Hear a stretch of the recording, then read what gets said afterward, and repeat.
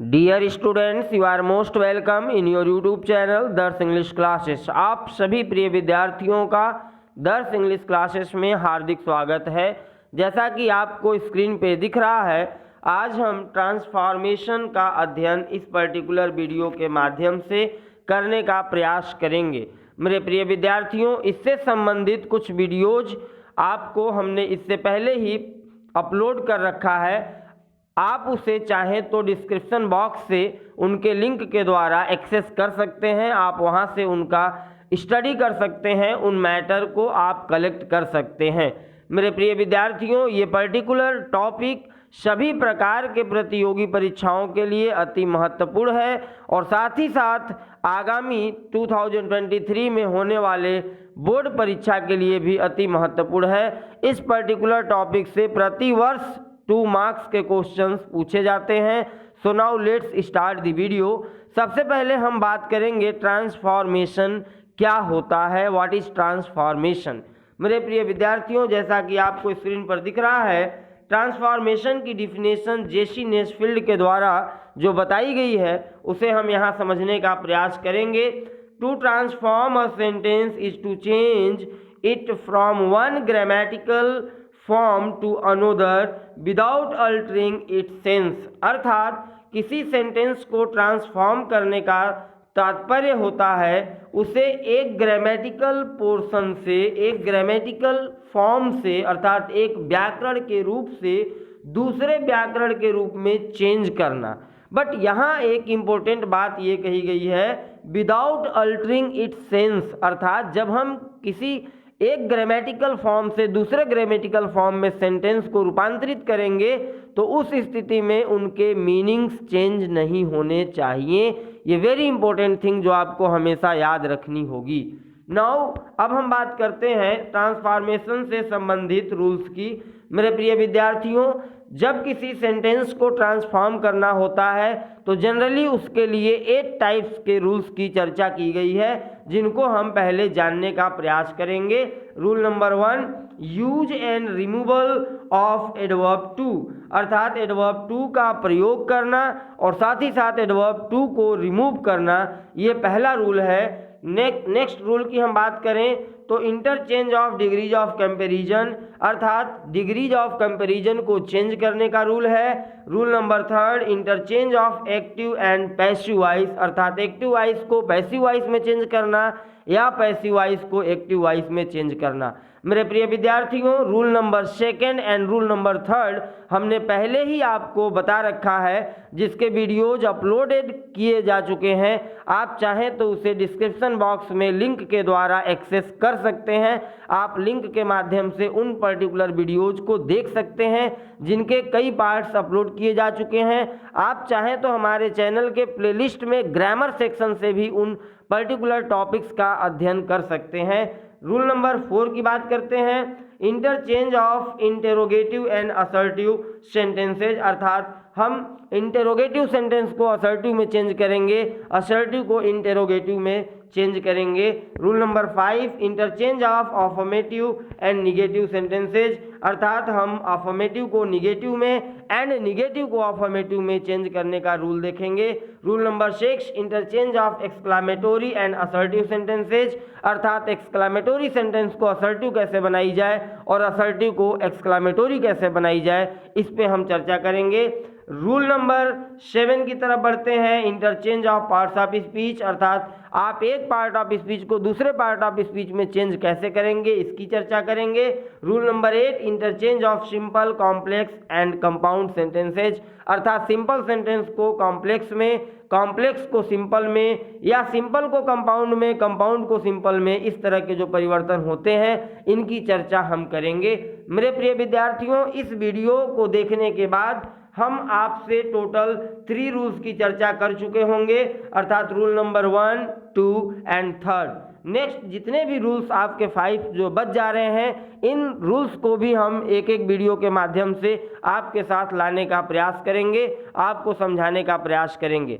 मेरे प्रिय विद्यार्थियों, इस रूल के बाद हम इन पर्टिकुलर टॉपिक से संबंधित एक्सरसाइज को भी डिस्कस करेंगे, उनकी भी हम चर्चा करेंगे। इसलिए आपसे हमारा ये रिक्वेस्ट है कि आप हमारे चैनल पर बने रहें। यदि आप हमारे चैनल पर नए हों तो आप इस चैनल को लाइक और सब्सक्राइब जरूर करें, साथ ही साथ कमेंट भी आप करते रहें ताकि हमारा हर आने वाला वीडियो आज से बेहतर हो सके। अब हम बात करते हैं इस पर्टिकुलर वीडियो के माध्यम से किस तरह से हम एडवर्ब टू का यूज करते हैं और किस तरह से उसे हम रिमूव करते हैं। Use and removal of adverb too, अर्थात एडवर्ब टू का यूज कैसे होता है, उनको रिमूव कैसे करते हैं, इसकी चर्चा हम इस वीडियो में पर्टिकुलर करने का प्रयास करेंगे। नेक्स्ट हम बात करते हैं सबसे पहले एडवर्ब टू का यूज कैसे होना चाहिए, अर्थात use of adverb too, adverb too का प्रयोग कैसे होता है। इसके लिए एक रूल हमने आपको दे रखा है, आप उसे ध्यान से समझने का प्रयास करें। By adding adverb too complex sentences are changed into simple sentences, अर्थात एडवर्ब टू को जब हम किसी भी सेंटेंस में ऐड करते हैं उस स्थिति में कॉम्प्लेक्स सेंटेंस को सिंपल सेंटेंस में परिवर्तन किया जाता है। नेक्स्ट अब हम इस पर्टिकुलर रूल से संबंधित कुछ एग्जाम्पल्स को ध्यान से देखेंगे और इस एग्जाम्पल्स के बाद हम चर्चा करेंगे इनको किस तरीके से चेंज की गई है।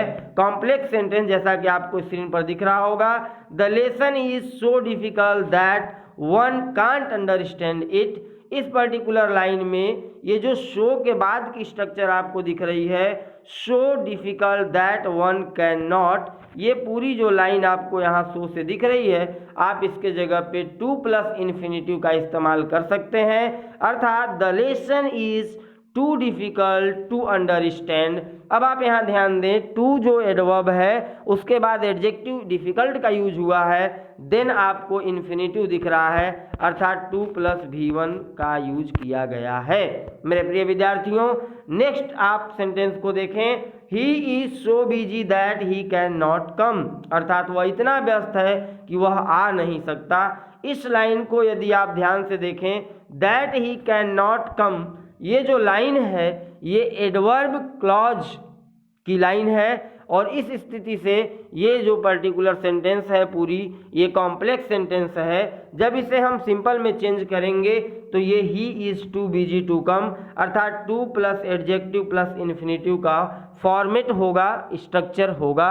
मेरे प्रिय विद्यार्थियों, हम आपकी समस्या को समझ सकते हैं। अभी आपको सिंपल कॉम्प्लेक्स कंपाउंड में डिफरेंस नहीं पता है, आप इसे समझ अगर नहीं पा रहे हैं तो इसके लिए भी हम आपको पर्टिकुलर वीडियो के माध्यम से simple, complex and compound sentence की कंप्लीट इन्फॉर्मेशन देंगे। आप हमारे चैनल पे बने रहें। थर्ड एग्जांपल को आप ध्यान से देखें, the water is extremely hot और the water is hot beyond the proper limit. अब आप यहाँ ध्यान दें, ये दोनों ही लाइनें जो आपको दिख रही हैं ये एक कॉम्प्लेक्स सेंटेंस है। इस स्थिति में जब इसे हम टू की सहायता से रिमूव करेंगे तो हमें लिखना होगा the water is too hot.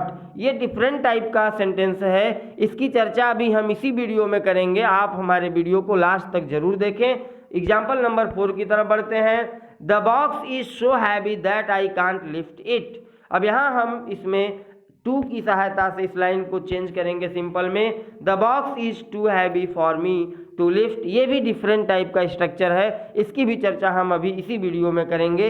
Rule number 5 को देखें, she was so frightened that she couldn't speak. यहाँ आप ध्यान दें, यहाँ पे आपको शो के बाद जो लाइन दिख रही है आप इसे भी चेंज करेंगे टू की सहायता से। She was too frightened to speak, यहाँ माइनर प्रिंटिंग मिस्टेक है मेरे प्रिय विद्यार्थियों। वाज के बाद आपको टू कंसीडर करना है, अर्थात सी वॉज टू फ्राइटेंडेड टू स्पीक, ये लाइन कंप्लीट होती है। अब हम बात करते हैं, यदि सेंटेंस में आपको टू का इस्तेमाल मिलता है तो उस स्थिति में आप कैसे टू को रिमूव करेंगे, इसकी रूल हम यहाँ देखेंगे।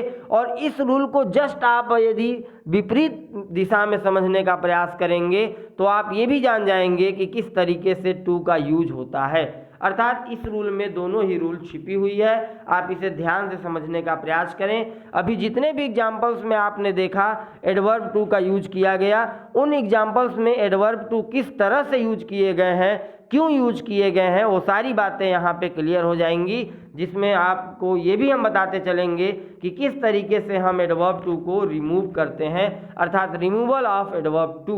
मेरे प्रिय विद्यार्थियों, सबसे पहले आपको ये जानना होगा, by removing adverb too simple sentences are changed into complex. ये ठीक अपोजिट है जैसा कि अभी हमने आपको बताया।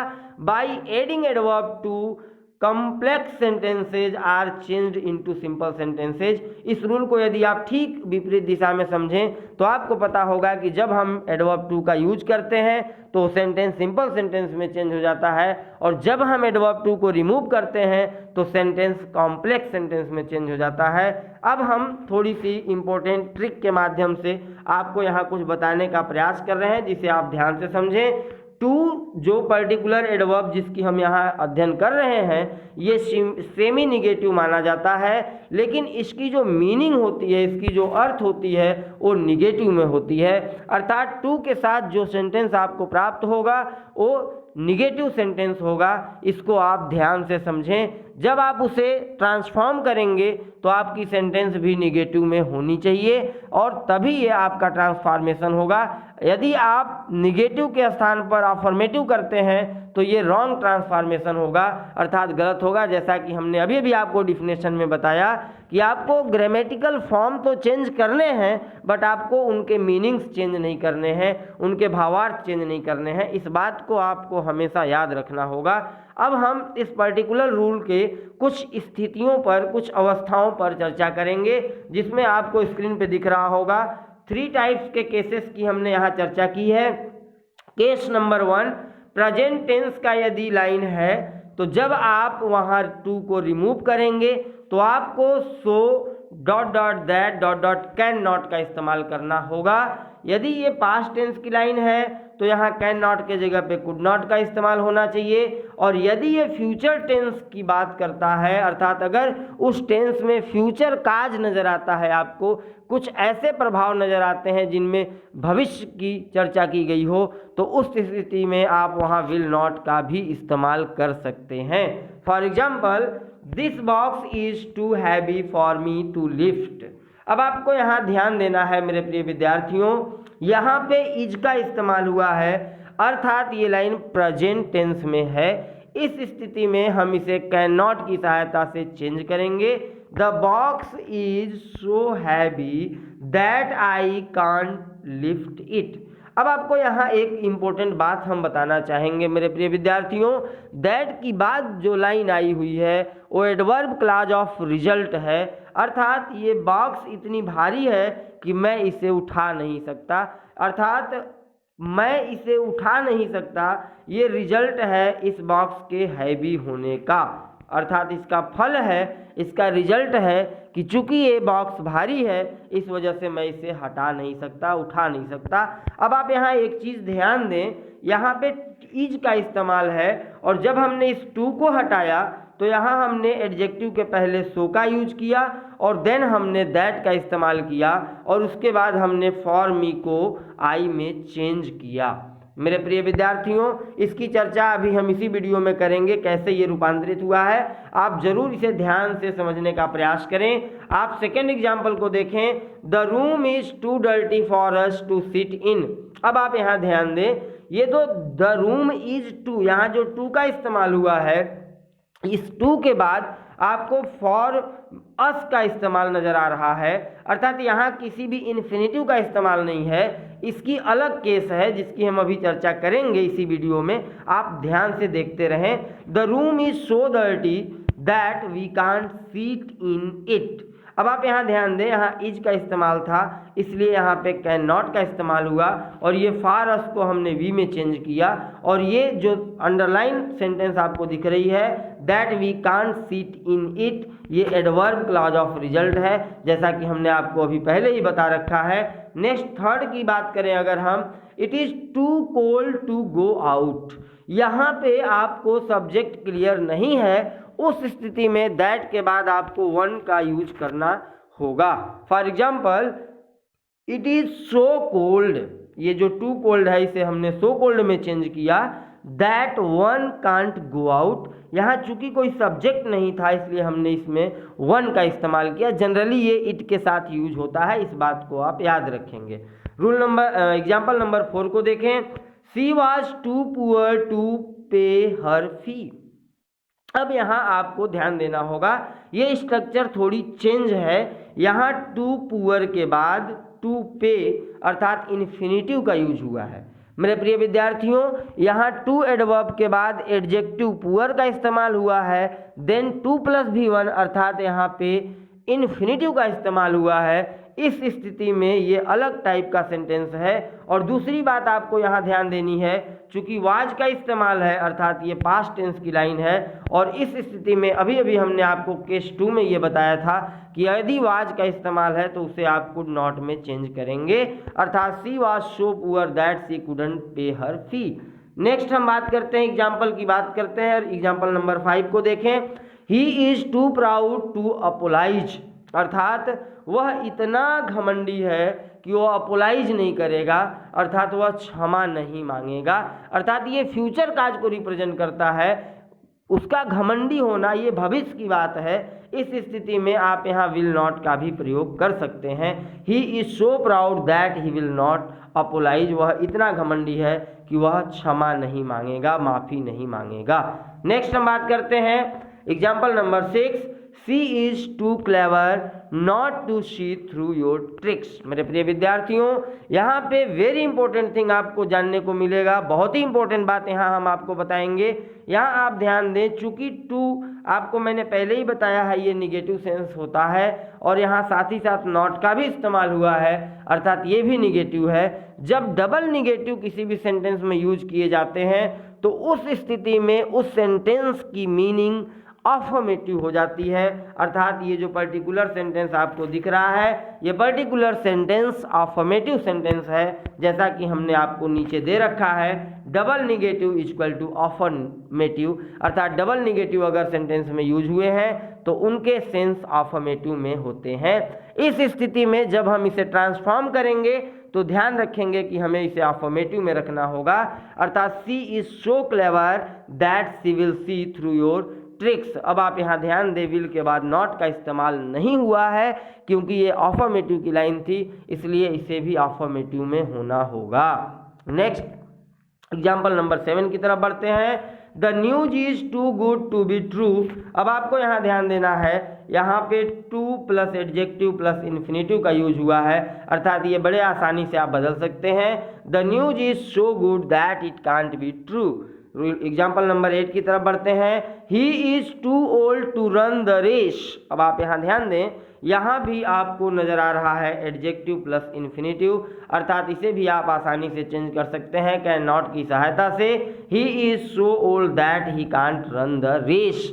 मेरे प्रिय विद्यार्थियों, इन 8 एग्जाम्पल्स के द्वारा अभी तक आपको ये ज्ञात हो चुका होगा कि किस तरह से हम एडवर्ब टू को रिमूव करते हैं और किस तरीके से किस परिस्थिति में हम एडवर्ब टू का इस्तेमाल करते हैं। जैसा कि हमने पार्ट ए अभी इसके पहले स्टार्टिंग में हमने आपको कुछ एग्जाम्पल्स दिखाए थे जो कि कॉम्प्लेक्स से सिंपल में चेंज हुए थे, उनको किस तरीके से चेंज किया गया था उसकी भी कंप्लीट जवाब आपको यहाँ इन एग्जाम्पल्स के माध्यम से मिल चुका है। जैसा कि आप देख सकते हैं, हमने अभी आपको बताया था use of adverb too. Adverb too का यूज कैसे होता है, इस रूल को भी हमने वहाँ समझाने का पूरा प्रयास किया है। अब कुछ इसके नोट पॉइंट आपको जान लेने होंगे।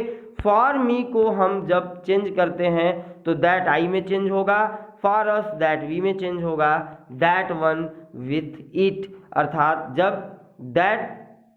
जब इट का इस्तेमाल हो तो उस स्थिति में आपको वन का इस्तेमाल करना होगा सब्जेक्ट के स्थान पर। ये हमने आपको बताया, इसकी चर्चा हमने ऊपर अभी एग्जाम्पल में किया है। अब हम बात करते हैं केस नंबर 4। ये चौथा और ये शायद इस पर्टिकुलर रूल का लास्ट रूल भी है, आप लास्ट तक जरूर बने रहें। अभी आपको हम ये भी बताएंगे कि बोर्ड एग्जाम्स में इनसे संबंधित प्रश्न कैसे पूछे जाते हैं, किस पैटर्न पर आधारित होते हैं, इसकी चर्चा भी हम करेंगे।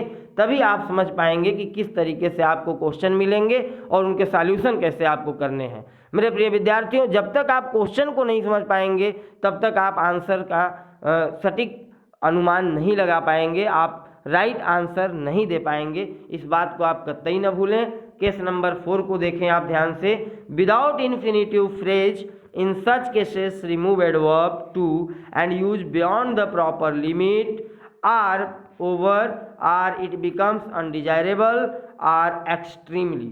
मेरे प्रिय विद्यार्थियों, यदि कभी भी आपको किसी लाइन में टू प्लस एडजेक्टिव के बाद इन्फिनिटिव का इस्तेमाल नहीं मिलता है तो उस स्थिति में टू को रिमूव करने के लिए 4 तरीके से उनको रिमूव किया जाता है।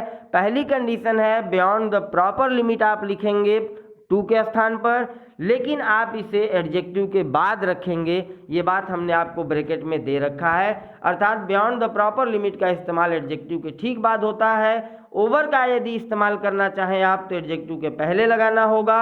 यदि आप इट बिकम्स अनडिजायरेबल की सहायता से उसे चेंज करते हैं तो आप उसे दैट के बाद रखेंगे। यदि आप एक्सट्रीमली का यूज करेंगे तो आप एडजेक्टिव के पहले उसका यूज करेंगे। अब इन रूल्स के एग्जाम्पल्स को हम ध्यान से यहाँ समझने का प्रयास करेंगे कुछ एग्जाम्पल्स के द्वारा। He is too eager for praise.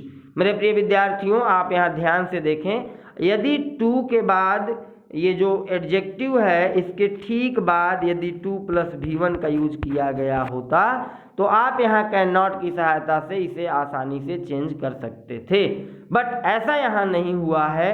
अर्थात यहाँ पे he is too eager for praise, यहाँ पे विदाउट इन्फिनिटिव ये सेंटेंस आई है, अर्थात एगर के बाद 2 + V1 का इस्तेमाल नहीं हुआ है। इस स्थिति में ऊपर बताए गए रूल की सहायता से हम इसे चेंज करेंगे। He is eager for praise beyond the proper limit. अब आप यहाँ ध्यान दें, यहाँ जो प्रेज वर्ड है इसके ठीक बाद बियॉन्ड द प्रॉपर लिमिट का इस्तेमाल हुआ है। नेक्स्ट, यदि आप इसे दूसरे तरीके से बनाना चाहें तब आपको लिखना होगा he is over eager for praise. अब आप यहाँ ध्यान दें, ओवर का प्रयोग ठीक एडजेक्टिव के पहले हुआ है और बियॉन्ड द प्रॉपर लिमिट का जो यूज हुआ है वो लास्ट में हुआ है। इस बात को आप जरूर समझने का प्रयास करें, तभी आप करेक्ट कर पाएंगे। नेक्स्ट, तीसरा जो टाइप है जिसको हम बना सकते थे, he is so eager for praise that it becomes undesirable. यहाँ पे आप ध्यान दें, इट बिकम्स इनडिजायरेबल का इस्तेमाल हुआ है सेंटेंस के लास्ट में। आप इन चीज़ों को ध्यान से समझें और इनकी सहायता से भी आप आराम से एडवर्ब टू को रिमूव कर सकते हैं। सेकेंड एग्जाम्पल को देखें, the class is too noisy. अब आप यहाँ ध्यान दें, टू के बाद नॉइजी का इस्तेमाल हुआ है और इसके बाद कुछ भी यूज नहीं किया गया। इस स्थिति में आपको सीधे सीधे नॉइजी के बाद beyond the proper limit use करना था, अर्थात the class is noisy beyond the proper limit. ये आपका करेक्ट हुआ। यदि आप उसे दूसरे तरीके से बनाना चाहें तो आप नॉइजी के ठीक पहले एक्सट्रीमली का यूज कर सकते हैं, अर्थात the class is extremely noisy. आप चाहें तो एक्सट्रीमली के जगह पे ओवर का इस्तेमाल कर सकते हैं, जैसा कि अभी आपने देखा हमने ऊपर की लाइन में ऐसा किया था। नेक्स्ट, हम थर्ड एग्जाम्पल की तरफ बढ़ते हैं। It is never too late to mend. ये जो सेंटेंस है आप इसे आसानी से बना सकते हैं क्योंकि इस लाइन में आपको टू लेट के बाद इन्फिनिटिव का इस्तेमाल दिख रहा है। It is better to mend at a late hour than never to mend at all. अभी आपको ये किसी रूल के द्वारा चेंज करने का नियम हमने यहाँ नहीं बताया है, इसके पीछे भी एक कारण है, उसकी चर्चा भी हम करेंगे। आप लास्ट तक जरूर बने रहें। Or it is never so late that one can't mend. मेरे प्रिय विद्यार्थियों, ये डिफरेंट टाइप की लाइन है जिसकी चर्चा अभी हम करेंगे। ये तो लाइन आप जो और करके बनाई गई है इस रूल से आप वाकिफ़ हैं, लेकिन ऊपर की लाइन को इस तरीके से क्यों लिखा गया है इसकी चर्चा अभी हम करेंगे। आप लास्ट तक बने रहें। एग्जाम्पल नंबर 4 को देखें। He reached the station too late to catch the train.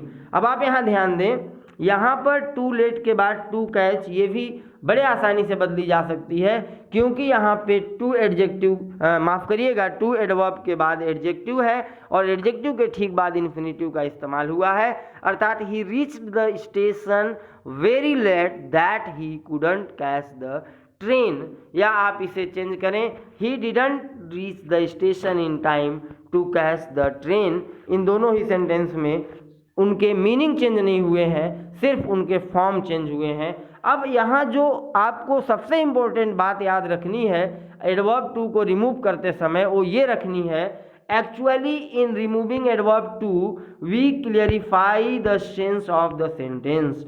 अर्थात जब हम एडवर्ब टू को रिमूव करते हैं तो उसका केवल एक ही मतलब होता है मेरे प्रिय विद्यार्थियों, और वो मतलब होता है कि हम उस पर्टिकुलर सेंटेंस के सेंस को, मीनिंग को, उसके भावार्थ को, उसके अर्थ को स्पष्ट करने का प्रयास करते हैं। चाहे वो अर्थ जिस तरीके से स्पष्ट हो सके, आप उस तरीके से ग्रामेटिकल करेक्ट करते हुए आप उसे राइट डाउन कर सकते हैं। जैसा कि अभी अभी आपने देखा example number 3 and example number 4 को यदि आपने देखा तो यहाँ ये जो लाइनें चेंज की गई हैं इनमें कोई भी रूल फॉलो नहीं किए गए, सिर्फ यहाँ पे इनके मीनिंग को देखा गया, इनके सेंस को देखा गया और उस सेंस के अकॉर्डिंग इनको रिमूव टू किया गया, अर्थात यहाँ टू को हटा दिया गया। अब हम बात करते हैं कि इस पर्टिकुलर टॉपिक से आपके बोर्ड एग्जाम्स में किस तरीके से प्रश्न पूछे जाते हैं। ये बहुत ही इम्पोर्टेंट है आपको जानना, क्योंकि आप जब तक क्वेश्चन को नहीं जान पाएंगे तब तक आप उसके सॉल्यूशंस, उसके आंसर्स का सटीक अनुमान नहीं लगा पाएंगे मेरे प्रिय विद्यार्थियों। अब हम देखते हैं कि जो बोर्ड एग्जाम्स होते हैं या जो कॉम्पिटिटिव एग्जाम्स होते हैं उनमें किन तरह के सेंटेंसेस पूछे जाते हैं। उनमें मेनली 3 टाइप से इनमें क्वेश्चन पूछे जाएंगे। नंबर 1, जैसा कि आपको स्क्रीन पे दिख रहा होगा, the box is too heavy for me, अर्थात आपको एक लाइन दी जाएगी जिसमें टू का यूज हुआ होगा और आपसे कहा जाएगा कि आप टू को रिमूव कर दें। नेक्स्ट आप सेकेंड एग्जाम्पल को देखें, he is too old to run the race. ये एक सेंटेंस आपको दी गई और उसमें आपको कहा गया कि आप इस सेंटेंस को कॉम्प्लेक्स में चेंज कर दें। मेरे प्रिय विद्यार्थियों, यदि ये लाइन कॉम्प्लेक्स की होती, अर्थात he is so old that he can not run the race, यदि ऐसा लिखा होता ये, तो वहाँ पे ये आपसे कही गई होती कि आप उसे सिंपल में चेंज करें। थर्ड एग्जाम्पल को देखें ध्यान से, he is too old to work hard. इस तरह की सेंटेंस दी गई है और आपसे कही गई है कि आप इसे निगेटिव में चेंज करें। मेरे प्रिय विद्यार्थियों, ये टू जैसे ही लगा ये ऑटोमेटिक निगेटिव में है, लेकिन सिर्फ आपको भ्रमित करने के लिए इसने ये कह रखा है कि आप इसे निगेटिव में चेंज करें। अर्थात आप यहाँ पे एडवर्ब टू को रिमूव करते हुए इस पर्टिकुलर सेंटेंस को चेंज करेंगे और इनके मीनिंग चेंज नहीं होने चाहिए, इनके भावार्थ चेंज नहीं होने चाहिए। मेरे प्रिय विद्यार्थियों, आई होप कि आप सभी को ये वीडियो पसंद आई होगी। यदि आप हमारे चैनल को लाइक करते हो तो आप इसे सब्सक्राइब जरूर करें। Thank you so much for watching my video. Thank you so much. Thank you one and all.